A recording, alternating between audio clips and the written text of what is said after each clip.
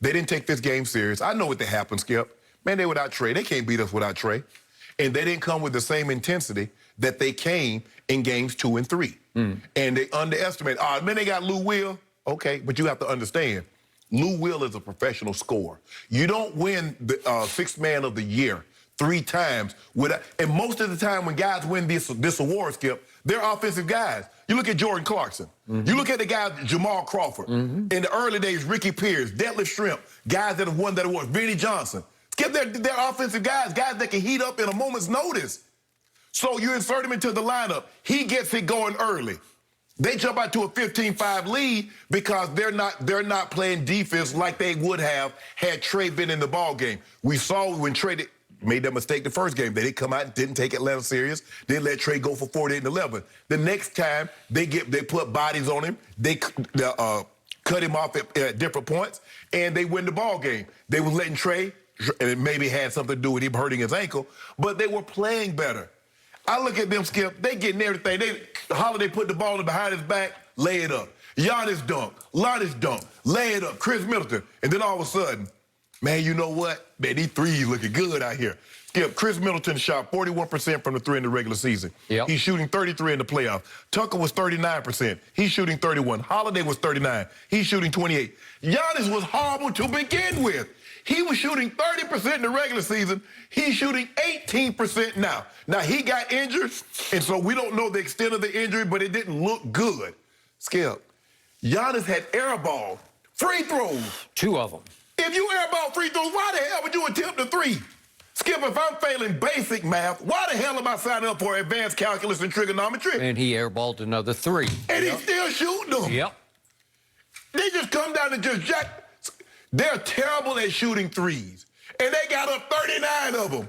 Like, you know what, Skip? The more we get up, the chances got to increase. So if we hit 12 or 50, that's pretty good, right? No! Except for Chris Middleton down the stretch of Game 3. Game 3. Yeah, okay. And by the way, that same guy went 0 for 7 last night from 3. And that's the thing, what I tell you about Chris Middleton. That's what's so frustrating about him, Skip. You see, remember last year in the bubble? He went and got 50 in a game against the Heat. Yep. And then the next game, he comes back. We saw what he did Sunday. And then he comes back and gives you one of these. Holiday, you underestimate the Hawks. And then Capella just dunking on there. And you know it's over, Skip. When Capella hit a Larry Bird shot, they do it. That's a level. We got to see that. We might as well just see it right now, if we can see the Capella shot. Look at Skip, you know it's over. This is impossible. That's impossible. He can't shoot a lick, and he made that shot. It's the shot of the playoffs. It might be one of the all-time great shots because it's just he's falling out of bounds. It was beyond the Larry Bird shot. The degree of difficulty was even higher. But you expect Larry Bird to make a couple of those. Yeah, and by the way, it didn't count in Bird's day because they wouldn't count. They would let you shoot the ball like that. The backboard, yeah. That's a shot, Skip. You try at Horace. You already know somebody getting the letter. If you make that shot, you already, hey, I ain't even attempted it. Well, I tweeted last night, if they're playing horse, you just got an E, right? Yeah. You're out. Hey, you don't even attempt it. Because you already know you're not going to make that shot. And then Bogdanovich is pulling up unconscious. The ball touches his hands. He's letting it go from 28. Herter, take it. I'm like, when did you turn into Steph Curry? Just taking people off the dribble, pulling up on everybody. You didn't take him serious. And then before you realize, the Hawks like, oh, we got y'all. Because you looked over there and saw that guy right there sitting on the bench. You saw him sitting there. Man, they can't beat us without him. But the Bucks play dumb basketball. Maybe it's different in basketball than coach but if I'm Budenholzer, I say, look here.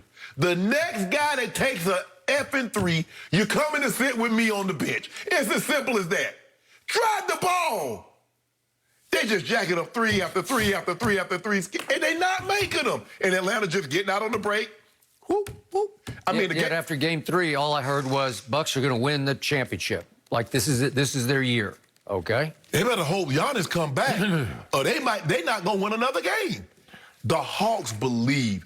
I don't know what it is about Nate McMillan that he's convinced these guys, because you heard him, Skip. This is the same series as Philly. We got one up there and there. They come back down here. They still game. All we got to do is get. They were down 2-1 to Philly. Here we go again. We get Game 4 and we make it a series. So now it's the best 2 out of 3, and they're without their best player. So the Hawks believe they can beat these guys. Okay. And the Bucks play right into their hands by jacking up all these threes. Okay, so I'll say it again. I've said this a million times in my career. I hate injuries. They're hard to talk about. They're hard to speculate about. They're hard to swallow because all of a sudden the competitive balance of this series has swung wildly, I don't know where. So if you could tell me who's going to play in, what are we up to, Game 5? Game 5. If you tell me who was healthiest in Game 5, I would have a great answer for this. Right. But I don't know about Giannis. It did look bad to me. He did hyperextend. Something could tear. Cartilage could go. There could be a ligament damaged. It's just hard to know right now. The good sign was he was walking okay up the tunnel without help. It looked like he wanted to come back into the game. He came all the way back out. They go up by 20 and Boo's that like, was it. come on back. Ain't no sense in worried about it. But he does have a big heart, and it's possible he could have something torn and he was just saying, I want to go back in and see if I can save the day. Right. So we don't know. Maybe we'll hear something better today.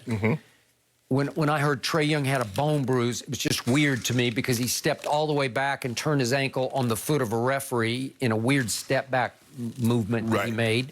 It wasn't the ref's fault. It was, as Trae said, a freak accident, freakish accident. And yet, I'm not sure where the bone bruise came from. And then I was even less sure. So he couldnn't go, and he's on the bench, and he's cheerleading like out of his mind. And he's like doing stunt cheerleading over on the bench. He's doing it. And I'm saying, if you can do all this, if you can move like that, why don't you maybe take off your warm-up and go play a little bit? He can't do it. That's all he can do. I don't know, because he's jumping around. I'm saying, woo, he looks 100% healthy to me. No, he ain't. I don't know. So they said he'll be a game-time decision for Game 5 back in Milwaukee on what night? Well, we're up to Thursday night. I don't know, but my gut tells me what yours is telling you.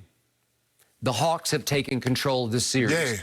And I am not going to make the case that the Hawks are better without Trae Young, but I got to tell you, that looked good to me last night. That looked real to me, because if you look at the final numbers, you can see what happened with the Hawks. Look at the assists. Look how they got spread. I mean, Trae's capable of having 15 or 20, right? Yeah. But look at this. I mean, look at Lou Williams have 8. Look at Herter have 7. Look at Bogey getting 5. Well, all of a sudden you spread it out. I just gave you a grand total of 20 assists of those 3 players who usually aren't that involved in the ball handling. Exactly. Right? And Skip, the thing, and John Collins didn't even play well, and they beat you by 100. Yeah. But look at the spread out scoring. Nobody had more than 21, but they had 6 guys in double figures. Okay. And I have always loved Cam Reddish. I loved him at Duke. He took and made big shots. Remember the shot he made at Florida State one Saturday to beat them at the buzzer?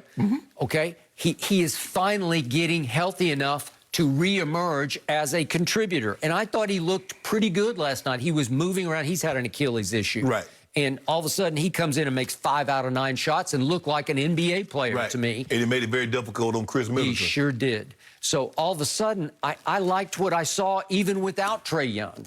So my point is, back to your point, Giannis just no-showed in the first half, and you can't do that. Right. You can't. He scored 6 points in the first half. He shot the 3 air balls, 2 from the free throw line, because the crowd got in his head and started speeding him up with a quicker count. Right. And yet, he came out in the third quarter and started to heat it back up because he made all 4 of his shots. Well, why not start the game like that? I got it, because he started getting a little desperate and said, oh, now I guess I have to go, right?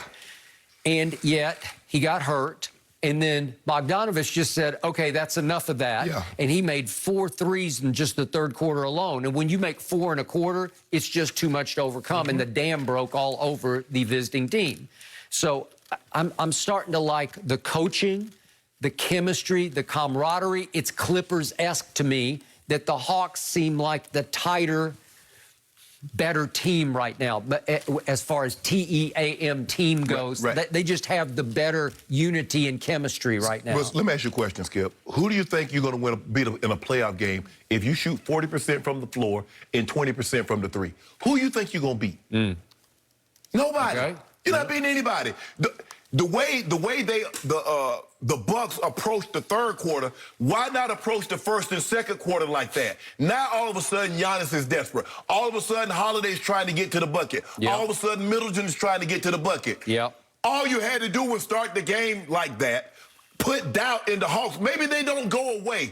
But I tell you what you can't do. You can't let an undermanned team give them confidence and believe they can beat you, because once they got to the half and they're up 13 and they're playing in the third quarter and they still up, they're like, oh, we're not going anywhere. We're not going anywhere. You're in for a dogfight, buddy.